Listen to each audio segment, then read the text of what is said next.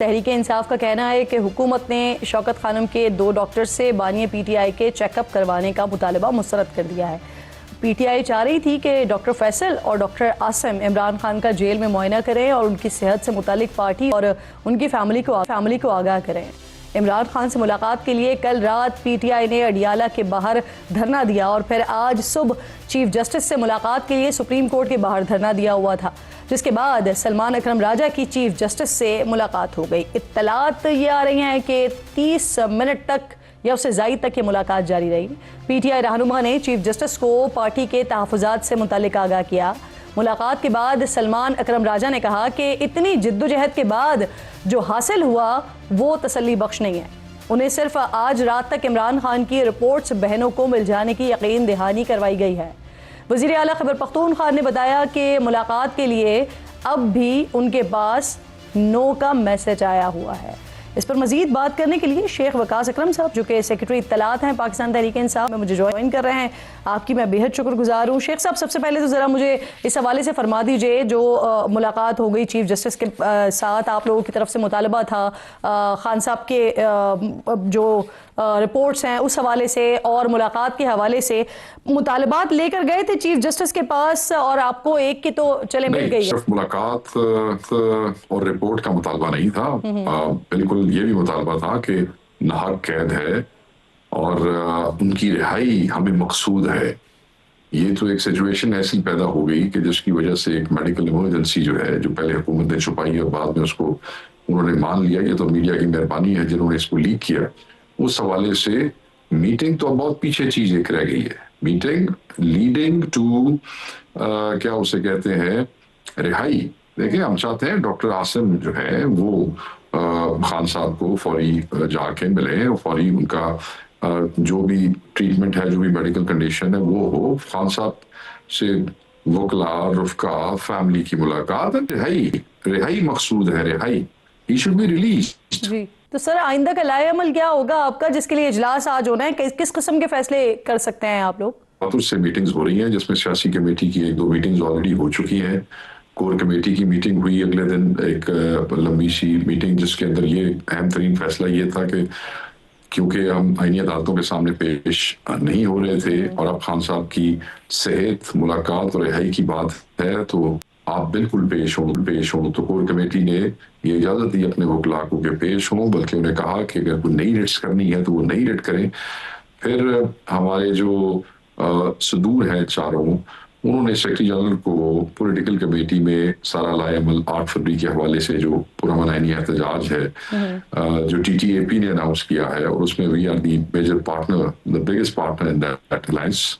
तो उसमें हम क्या क्या रोल अदा कर रहे हैं, ये आलिया हमजा साहब और उनके साथ बाकी 3 सदूर और जनरल सेक्रेटरी साहब ने जो है वो कमेटी से के सामने उन्होंने रखा कि जी ये चीज़ें पुरअमन तरीके से करना चाहते हैं। जैसे अंजुमन ताजरान से गुफ्तगू उनको कायल करें कि शटर डाउन के लिए बात करें, बाजारों के सदूर से, ट्रांसपोर्ट के लोगों से और चैम्बर ऑफ कॉमर्स से, तो ये बताया गया कि आप करें। फिर वहाँ पे ये भी आपको एक मीटिंग में ये भी डिसीजन लिया गया कि जो है वो IPU को एंगेज किया जाए, जो इंटरनेशनल पार्लियामेंट्री यूनियन है। ऑब्वियसली खान साहब फॉर्मर पार्लियामेंटेरियन भी है और इस वक्त मुल्क की सबसे बड़ी सियासी पार्टी कायद है। खान साहब समेत हमारे लोग कोट लखपत में मौजूद है और बहुत से पार्लियामेंटेरियंस पे केसेस हैं, मगर मेन फोकस खान साहब के उस केस के हवाले से है जो ऑलरेडी IPU के अंदर मौजूद है, उनकी जो है इंटरनेशनल पार्लियामेंटेरियन यूनियन के हवाले से, उसको एक्टिवेट करने के लिए बातें हुई। तो बहुत सारी चीजें इसी किस्म की डिस्कशंस आप, क्योंकि ऑन गोइंग तहरीक है, तो तवातुर से मीटिंग्स होगी तो अपडेट्स जो है वो आते रहेंगे और उस पर जो फैसले रहे। देखें ना, अब ये 8 फरवरी के अंदर ये जो खान साहब की मेडिकल इमरजेंसी की सिचुएशन कराई, उसके ऊपर हमें बार बार बैठना पड़ता है और चीजें जो है उसको एनालाइज करना पड़ता है। इंटरनेशनल पार्लियामेंटेरियन की जो यूनियन है उसके पास किस हवाले से जाएंगे? 8 फरवरी का तो मैंने आपको बता दिया ना कि सूबाई सदूर जनरल सेक्रेटरी साहब ने वो एक जो लाएअमल उन्होंने अपना बनाया पुरअमन एहतजाज के हवाले से वो शेयर किया। IPU खान साहब की हेल्थ के हवाले से, खान साहब के साथ जो इन्होंने चुप करके उनको लेके आए और उनका जो है प्रोसीजर करवाया और वहां से वापस ले गए, फैमिली को भी नहीं बताया। हम वकला को भी नहीं बताया, किसी को खान खबर न हुई, छुपा के पता नहीं क्या किया इन्होंने, क्या नहीं किया।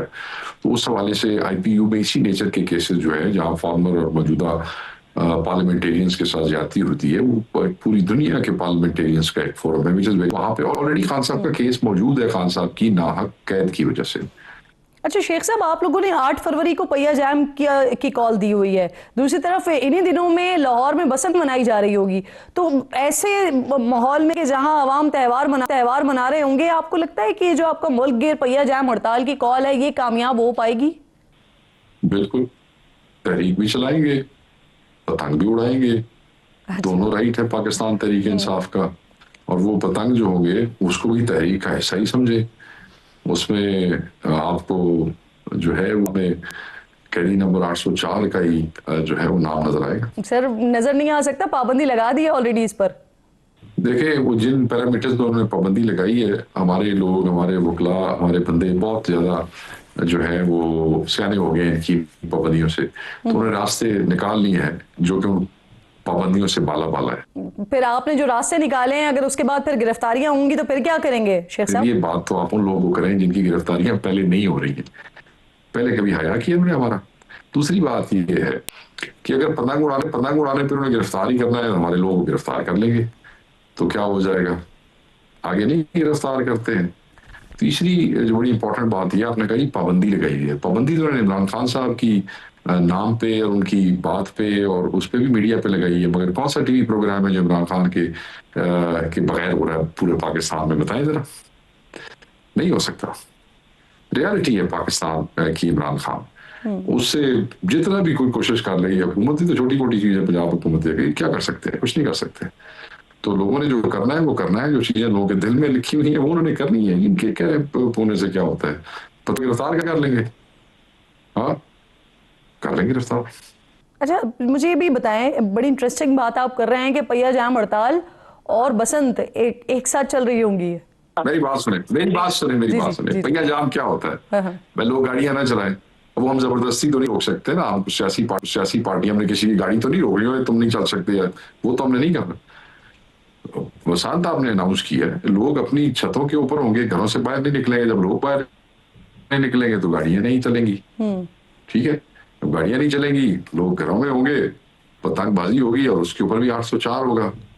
तो बेवकूफ है जिन्होंने 15 तारीख की जो बसंत है उसको रिवर्स किया है कि जी 6 से 8 तक मनाए कि जी शायद ये इवेंट जो है डाइल्यूट हो जाएगा। ये एक आईनी हक है सबका, और वो आराम से करना चाहते हैं तो आप उनको करने दें। जब आप चीजों को दबाते हैं खामखा, जब आप उसको पुश करते हैं और ज्यादा फोर्स से होती है, ज्यादा होती है, तो क्या फायदा? ये बेवकूफ लोग हैं। शेख साहब, फिर लोग मना रहे होंगे बसंत और आप इसे क्लेम कर लेंगे अपनी कामयाबी। अब मुझे ये फरमाइए कि आपके लोग कह रहे हैं कि खान का साहब के चेकअप से मुतालिक जो है ना वो इत्तला नहीं थी, अहले खाना को लाइम रखा गया, लेकिन बैरिस्टर अकील मलिक साहब दावा कर रहे हैं कि पीटीआई के कुछ सीनियर रहनुमाओं को बताया गया था, पहुंचे ही नहीं वो अस्पताल।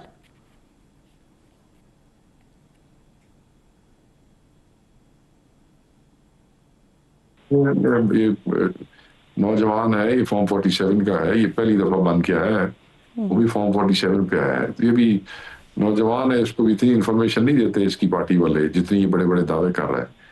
इसे कहे कि जिन रहनुमाओं को पीटीआई वालों को बताया गया था, इससे पूछे को तेरी मासी दे पुत्र लेंगे, तू नाना ना लुका रहे हैं, तू ना भी दस देना। तुम्हें कब से हया आने लग गया है पाकिस्तान तहरीक इंसाफ के रहनुमाओं का कि तुम उनके नाम छुपा रहे हो? ऐसे झूठ बोलते हैं, सिर्फ फ्रॉड करते हैं। चलेंगे, ये सवाल उठाएंगे उनके सामने। सर 26 नवंबर से पहले वैसे हुकूमत और आपके दरमियान एक बैकडोर राब्ता कायम हुआ था, तो क्या इस वक्त भी हुकूमत के साथ किसी किस्म का कोई राब्ता चल रहा है, कोई बातचीत हो रही है एहतजाज मौखर के हवाले से या खान साहब से मुलाकात के हवाले से राहें हमवार हो सकें इस हवाले से? कोई राब्ता नहीं, कोई डील नहीं। PTI doesn't believe in deals, Imran Khan does not believe in deals. कोई डील नहीं है, कोई राब्ता नहीं है। जब भी ये माजी का ट्रेंड आप देख लें, जब भी कोई अनाउंस होती है मोबाइल प्रोटेस्ट, तो उस वक्त ये डील की बातें आने लग जाती हैं, वे डिस्ट्रैक्शंस क्रिएट करते हैं। सर ये जरा क्लियर कर दें कि ना आपकी तरफ से कोई ऑफर की जा रही है, ना हुकूमत आपको कोई ऑफर कर रही है। नहीं, ये ऑफर बड़ी स्पेकुलेशन हो रही है ये। जब से ये सारा मामला शुरू हुआ है, ऑफरें तो आती और जाती रहती है। वो तो आती जाती रहती है, मौजूदा वक्त में कोई ऑफर मौजूद है आपके पास? नहीं, इस किस्म की कोई बात नहीं चल रही है हमारी किसी के साथ। वो एक पुरानी ऑफर जो है वो जब हमारी तरफ से रिफ्यूज भी होती है तो आगे से कहा जाता है जी ठीक है तुसी तो ना कर देती मगर साढ़े दरवाजे खुले रहे। सही है सर, आपकी मौजूदगी का जरा फायदा उठाते हुए ना तीरा की भी बात कर लेती हूँ। 80% लोग वहां से जा चुके हैं। विफाकी हुकूमत सिक्योरिटी जराए ये बड़ा वाजे कर चुके हैं कि जो IBOs होते हैं वो तो हो रहे हैं मुसलसल, लेकिन इसके अलावा कोई ऑपरेशन नहीं होगा। 2 दिन बाद वजीर आला साहब ने भी जरगा बुलाने का फैसला किया हुआ है। तो सर वो वाकई क्या रीसेटल कर सकते हैं दोबारा फिर लोगों को, वो जो वहां से निकल गए मुंतकिल हो गए? देखिए सूबाई हुकूमत इस वक्त तो एक बहुत बड़ा क्राइसिस बन गया है क्योंकि जिन इंटेलिजेंस बेस्ड ऑपरेशंस की बात हो रही है जिसकी बुनियाद के ऊपर वो वहां से बेचारों को माइग्रेट करना पड़ा है, और जब वो माइग्रेट करके आ रहे थे नीचे की तरफ तो बर्फबारी का आपने देखा वो इतना मामला हो गया तो वो तो बेचारे अब वापस उनका ट्रेवल करके जाना, पहले तो उनका वहां से मतलब है कि वो बड़ा मुश्किल था, तो वापस जाना मुझे नहीं लगता, ये तो बता सकते हैं KP के एडमिनिस्ट्रेशन के वो कितना पॉसिबल है। नहीं, मेरा नहीं ख्याल कि जगह इस हवाले से शायद कोई कंफ्यूजन जो फेडरल गवर्नमेंट की तरफ से फैलाए जा रहे हैं और जो इनएक्टिविटी है, जो लैक ऑफ कोऑपरेशन है, लेकिन ना ये ह्यूमन क्राइसिस है और इसमें फेडरल गवर्नमेंट का भी हिस्सा है, ये पाकिस्तान का हिस्सा है तीरा, उनकी भी जिम्मेदारी बनती है। सिर्फ प्रेस कॉन्फ्रेंस करके इल्जाम तराशी से तो आप नहीं अपनी जिम्मेदारियों से भाग सकते। मेरा ख्याल है वो उन CVMs के हवाले से शायद CM साहब जो है वो अपने इलाके के लोगों से जाके जो है वो बात करना चाहते हैं, इसलिए जा रहे होंगे। अदर दैट मेरे पास कोई डिटेल वो नहीं है कि what he wants to say and what he would say, तो I don't know about that.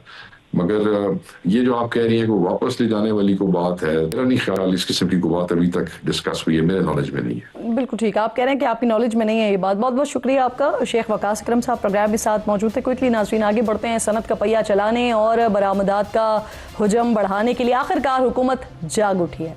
सनतकारों और एक्सपोर्टर्स से खिताब करते हुए वज़ीर आज़म शहबाज शरीफ का कहना था कि इंडस्ट्री के लिए फ़ी यूनिट बिजली 4 रुपये 4 पैसे सस्ती कर दी है।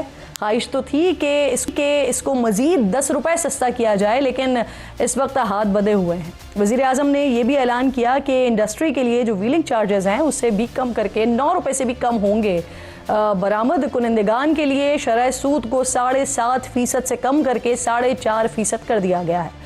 बरामद कुनंदगान को 2 साल के लिए ब्लू पासपोर्ट जारी करने का फैसला किया गया है। साथ ही उन्होंने ये भी एतराफ़ किया है कि खित्ते के दीगर ममालिक से मुकाबला करने के लिए टैक्स, शरह सूद और बिजली के नरखों में कमी करनी होगी। इस तमाम सूरत हाल पर बात करने के लिए कामरान अरशद साहब जो कि चेयरमैन एप्टमा है प्रोग्राम में ज्वाइन कर रहे हैं। आपके साथ साथ खुर्रम शहजाद साहब जो कि मुशीर हैं वजारत ख़जाना के प्रोग्राम में। ये दोनों मौजूद मेहमान मेरे साथ मौजूद हैं। कामरान साहब आपसे बात का आगाज़ करते हैं। सर, आप लोगों की जानिब से काफ़ी अरसे से बिजली की कीमतों में कमी के हवाले से मुताला किया जा रहा था। आज वज़ीर आज़म साहब ने फ़ी यूनिट 4 रुपये से ज़ायद की कमी, व्हीलिंग चार्जेस में 9 रुपये तक कम करने का ऐलान किया है। अब ताजर मुतमईन है सर? जी, बिस्मिल्लाहिर्रहमानिर्रहीम। मैं ये समझता हूँ कि आज प्राइम मिनिस्टर साहब ने जो किया बड़े मुस्बत इक़दाम लिए और जिसे कहते हैं देर आए दुरुस्त आए। 4 रुपये 4 पैसे बिजली के टैरिफ में कमी की। जो एक्सपोर्ट रीफाइनेंस रेट है, काइबोर ने एक्सपोर्ट रीफाइनेंस रेट में भी उन्होंने कमी की और व्हीलिंग चार्जेस में भी कमी की। हमें बस नोटिफिकेशन का इंतज़ार है, लेकिन ऑन फेस ऑफ इट मेरा ख्याल है प्राइम मिनिस्टर साहब ने बड़े अच्छे इक़दाम लिए हैं और हम इनको एप्टमा प्लेटफॉर्म से अप्रिशिएट करते हैं और आगे देखते हैं कि ये सिलसिला चलता रहे, बिकॉज ऑलरेडी हमारी एक्सपोर्ट बहुत मुतासर हुई है। पहले 6 महीने की एक्सपोर्ट इस साल की $1.5 बिलियन से गिर चुकी है compare to time last year. जी, अच्छा कामरान साहब, आप लोगों का एक मुतालबा शरह सूद में कमी का भी था, वो तो कम नहीं हुई है, लेकिन हुकूमत ने एक्सपोर्ट रिफाइनेंसिंग को 7.5% से कम करके अब 4.5% पर कर दिया है। क्या इंडस्ट्री को इससे कुछ रिलीफ मिल सकेगा? सरमायाकारी बढ़ेगी? जो सनतें बंद हैं वो चल पड़ेंगी सर? अब मेरा ख्याल है इससे होगा क्या कि जो गिरती एक्सपोर्ट थी और जिस तरह वो स्लाइड कर रही थी वो रुक जाएगी एंड जो हमारे एक्सपोर्टर्स हैं वो उन्हें थोड़ा सा ब्रीदिंग स्पेस मिल जाएगा। इंडिया, बांग्लादेश, श्रीलंका, वियतनाम के मुकाबले में जो बंद हैं वो तब चलेंगी जब बिजली का रेट 7 से 8 सेंट होगा, जब शरह सूद जिसे आप काइबर कहते हैं वो 7% हो जाएगा और जब आपकी टैक्सेशन भी थोड़ी सी रिड्यूस होगी। बंद सनतों को चलाने में थोड़ा सा वक्त लग जाएगा, लेकिन जो आपकी इस वक्त एक्सपोर्ट स्लाइड कर रही थी, वो हम उम्मीद करते हैं कि फरवरी मार्च तक वो ट्रेंड थोड़ा सा रिवर्स होके नेगेटिव से वापस पॉजिटिव में जाना चाहिए। अब